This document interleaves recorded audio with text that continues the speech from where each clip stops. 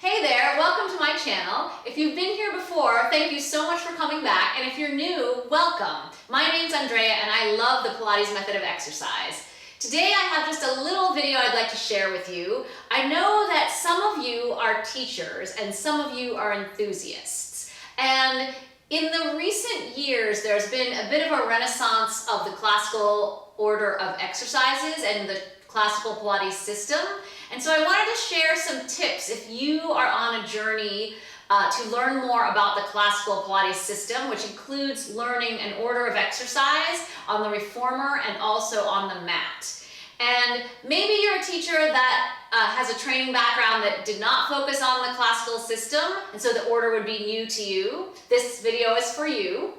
And also maybe you're a person at home trying to learn Pilates and you'd like to learn your exercises so that you can do your workout wherever, when you are traveling eventually or just at your home on the floor, learning your mat exercises. So I have some tips. Some of these might be common sense or straightforward, but I thought sometimes people struggle with learning the order in an efficient manner. So I thought that these tips I just would share with you the way that I learned my order of exercises. So back in the day, when I was a client at Excel Pilates DC, there was a track you could, once you had done so many classes and they felt that you knew what you were doing and you could be safe on the apparatus, they had a system in place where you could pay a nominal fee and do your own workout in the studio with supervision and with your order of exercises. And if you're on my blog, there are 2 blog posts that have received the most views ever. And one is a post about the order of the reformer exercises, and the other is a post about the order of the mat exercises. And within those 2 posts, you can print out an order of the exercises for yourself. This is the one for the reformer. It's 3 pages long. It includes all of the exercises that are on my poster.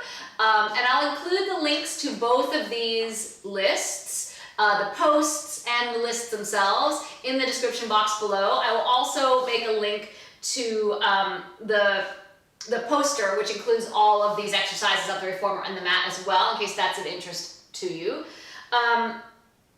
And in your 3 pages of reformer exercises, it takes you through all of your systems. If you learn beginning, intermediate, and advanced, all of the exercises are here.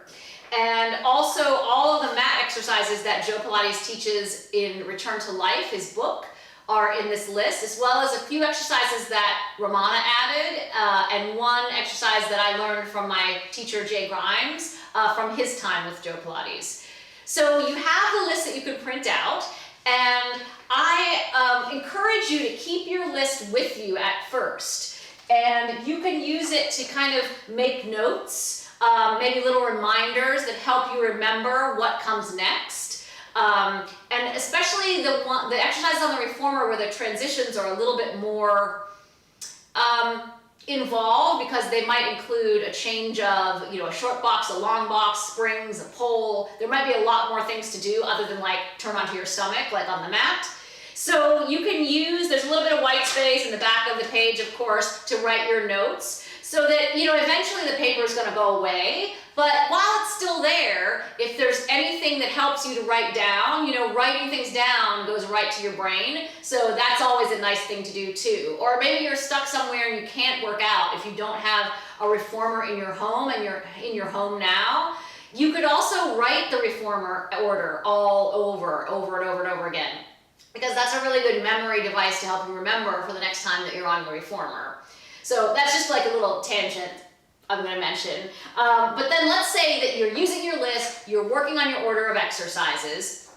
So the first thing that is on your side is repetition. It's called a practice for a reason. So the more that you do your exercises, the more you're going to remember the order of them. And you're also probably going to notice where you remember and where you get stuck every time. I know when I was learning my mat order, every time around spine twist, jackknife, I would just get really confused. And then when I got to the teaser, I was kind of home free. So there might be places like that where you kind of have to figure out some logic for yourself that gets you to the next exercise. So sometimes that can be helpful that, you're going to do it over and over again. So frequency is a lot better than duration. So if you can kind of learn and do a few exercises or a few workouts, within the span of the week, that can really help you if you're doing it over and over and over again. And then the other thing, kind of along that same line that I'm going to suggest, and it's a little bit mean, but it's kind of fun too, is that you can challenge yourself to do a workout where you do one repetition of everything. So one footwork on the toes, one footwork on the arches, one footwork on the heels, one tendon stretch, one set of the 100, one overhead. So you can go through the order like that, and what the one repetition order is going to do for you is it's going to have to make your brain think faster because you only have one exercise. So you have to come up with what's next a lot quicker than if you did 10 footwork, the whole 100, 5 of the overhead. So it's going to make it so that eventually you can kind of relax and know that your brain is on the case to anticipate what is coming next in the order. And the one rep is not easy to do because you'll find yourself usually in one back position, like let's say pull straps T, where you're in an arch, and then the next exercise you're in the backstroke, which is tall, and the next exercise you're in a round shape, which is the teaser, so that you're always kind of going to something that is different from what you have just been doing. So sometimes in a normal workout, that first repetition of something would just be kind of like on your way to doing them more properly. So to kind of proceed through one repetition of everything as a workout, it's kind of no joke, and it'll help you remember your order as well. And if you are a teacher and you're kind of new to the order of the classical system, it will also help you if you can teach some of the order that you're learning. And that might sound, scary or daunting to you, especially if you feel like you're just learning this classical order and this classical system. How can you teach others to do it? But you know more than they do, and you are sharing your experience of this classical order of exercises with them as best you can. And teaching the order will also make you think of it when you're not actually doing it, which again is going to reinforce the actual remembering of it no matter what you're doing. And then the other thing I'm going to say is that you're probably, sometimes I find with my clients that I'm trying to encourage them to learn the order, and especially if you're not a teacher and you're someone who just wants to work out at home and learn the order and have like a workout in place for yourself that you can go to when you need it. You might be trying to not make a mistake. Like that might be something that, stops you from really diving into learning your order because, what if you make a mistake? And really mistakes are your best teachers because the mistakes that can happen on the reformer, maybe you've left too many springs on and you go to do the exercise and then your body says, oh, this exercise does not feel right, something is wrong. So part of you that has that muscle memory of the exercise is going to know that something is not right. And that's okay. You can make a mistake because usually when you do it once and you make a mistake, it sticks in your mind because you messed up, and then the next time you tackle your reformer, you're going to remember, oh, I made a mistake in this part, and you're going to remember how you corrected it. So it's almost better if you mess up a bunch and then you realize like, oh, hey, that doesn't come after that. And maybe you get to the end of the reformer. That's the other thing that can happen. You might get to the end of the reformer and then realize, oh, I skipped the short box. I forgot all about it.